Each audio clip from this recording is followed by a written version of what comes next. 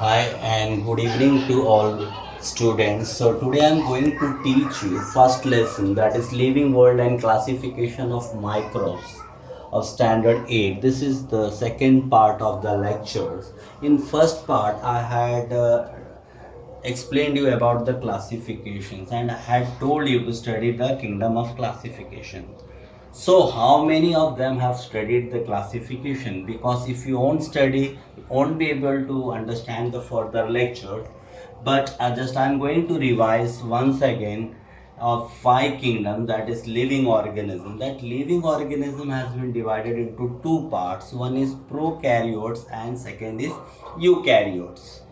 So, as far as prokaryotes are concerned, there is only unicellular organism. That means there is no multicellular organism present in prokaryotes, and that belongs to kingdom Monera. As far as eukaryotes is concerned, it is been divided into two parts, that is unicellular and multicellular.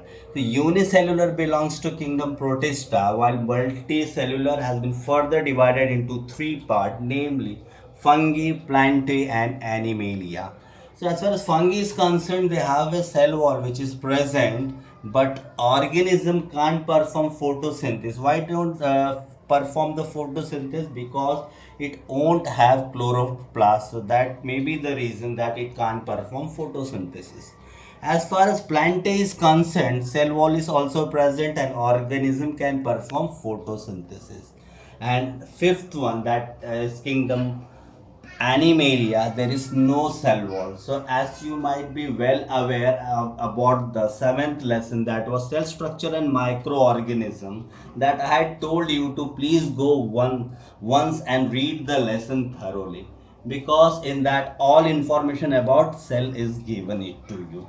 And organism, what are the organisms? Just I have written down, that is cell wall, chloroplast, ribosome. The cell wall and chloroplast, that is only present in the plant cells, and lysosomes is one thing that is only present in animal cell. Rest all are common in both, that is ribosome, cell membrane, Golgi body, nucleus, endoplasmic reticulum, and vacuoles. If you want a deep information, just go through the lesson. I am going to take this lesson in further my lectures, but as I have to complete this lesson, so now you will be learning about the kingdom Monera, kingdom Protista, and kingdom Fungi. So, in order to understand, we have to do some activities. In three of that, all one activity has been done. So you can see that you might be knowing about the curd or buttermilk. Curd means dahi, and buttermilk means chas. So what you have to do, you have to take a small drop of curd or buttermilk on glass slide. So glass slide, I'm going to explain it in Hindi so that you will be able to understand in better way. See, आपको करना क्या है, आपको glass slide लेना है. Actually glass slide होती क्या है? ग्लास स्लाइड एक कांच का टुकड़ा होता है. Actually it may be measuring up to this much. Okay, you can see my finger. ऐसे दो स्लाइड होते हैं. So what they do, they put some butter milk. I am talking about a drop of buttermilk, and they see it through microscope. So coming to the microscope, देखो microscope को भी three types होते हैं. वैसे तो और भी बहुत सारे टाइप होते हैं, लेकिन as far as your education that you are just have entered in the era of science, तो आप तीन माइक्रोस्कोप को ही याद रखना. One is simple microscope, second is compound microscope, and third is electron microscope. As far as magnification is concern, electron microscopes को आपको seventh वाले लेसन में दिया information. Magnification is 2 into 10⁻⁹ time. 10⁻⁹ means 1 billion, and means 2 billion times कोई भी object को देख पाएगा छोटा. मतलब अगर समझो, if I talk about this pen, you can view up to 2 billion size. मतलब इसका 2 बिलियन साइज कर देगा. ठीक है, okay. But who was the man that was responsible to invent this microscope? So he was the man Anton van Leeuwenhoek. इन्होंने 1673 में एक microscope invent किया, और he was the first man to observe live bacteria and protozoa. So talking about the kingdom Monera, Monera में मैंने क्या कहा आपको? किंगडम मोनेरा का एक एक्सपेरिमेंट यानी एक्टिविटी करना होगा. दो स्लाइड लेना है ग्लास का, ऐसे छोटे से कांच के दो टुकड़े होते हैं. मैंने यहाँ पे एक बना रखा है, आप इमेज देख सकते हो.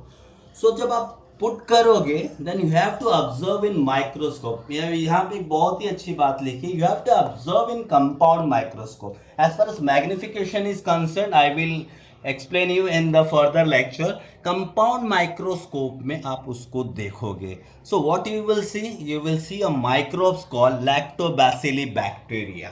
लैक्टोबैसिली बैक्टीरिया वैसे प्रेजेंट किस में होता है, मिल्क में प्रेजेंट होता है, and this is the thing responsible to make milk into curd. मतलब दूध से दही बनाने में इसका बहुत बड़ा हाथ होता है, lactobacilli bacteria.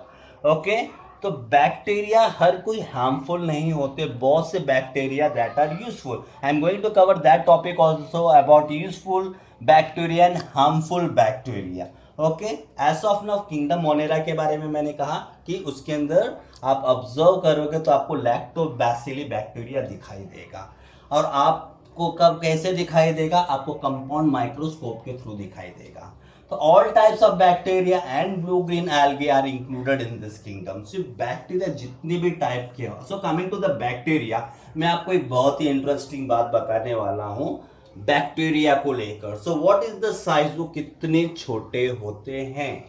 Okay, so it is size is so small that it is measured in microns. मुझे नहीं पता कि आपने कभी माइक्रोन्स का नाम सुना है कि नहीं। तो यहाँ पे देखो आपके टेक्स्ट बुक में लिखा 1 मीटर इक्वल्स टू 10⁶। 10⁶ मतलब होता है 1 मिलियन। आपको समझाने के लिए मैंने क्या किया, क्योंकि आपको एक्सप्लेनेशन मीटर में दिया हुआ है, तो मैंने देखो यहाँ पे एक लाइन आप देख सकते हो, मैंने 1 मीटर की लाइन मैंने खींची है। ठीक है, मैंने इसको क्या किया, इसको फर्दर मैंने डिवाइड मिलीमीटर में कर दिया। अब ये देखो मिलीमीटर का आपको दिख रहा है, आपको साइज दिख रहा है, मिलीमीटर इतना है। अब इसको आपका 1000 पार्ट में डिवाइड करना है, then it will become microns. तो अभी समझ में आए कितना छोटा होता है बैक्टीरिया। ये दो आई am talking about this millimetre, क्योंकि अगर मैंने क्या किया, क्लासीफाई तो कर दिया मैंने 10⁶ को मैंने 10⁻³ पे लेकर आया है, क्योंकि 10⁶ का मतलब होता है 1 मिलियन। तो metre I have converted into millimetre. Millimetre जैसे आपको स्केल में आप देखते हो ना 1 सेंटीमीटर, छोटी छोटी जो लाइन होती है ना, वो मिलीमीटर की लाइन होती है। तो इतने छोटे पार्ट में आपको उसका 1000 पार्ट करना, then you will come to the micron. This much smaller is the size of bacteria. So all organisms are unicellular, मतलब एक सेल से बने होते हैं। दे में बी ऑटोट्रॉपिक और हेट्रोट्रॉपिक। ऑटोट्रॉपिक मीन्स जो खाना अपना खुद तैयार करते हैं। हेट्रोट्रॉपिक, ऑटोट्रॉपिक क्या होते हैं, प्लांट्स होते हैं। हेट्रोट्रॉपिक्स में those who are dependent on them are called heterotropic. These are prokaryotic cells without distinct nucleus or cell organelles. देखो हर चीज़ तो सेल से बने होते हैं, चाहे वो प्लांट हो चाहे एनिमल्स हो, लेकिन इसके अंदर जो होता है ना, जैसे अब सेल की अगर मैं बात करूं तो सेल का मैं स्ट्रक्चर के साथ में आपको शेप के बारे में भी इंफॉर्मेशन दे रहा हूं।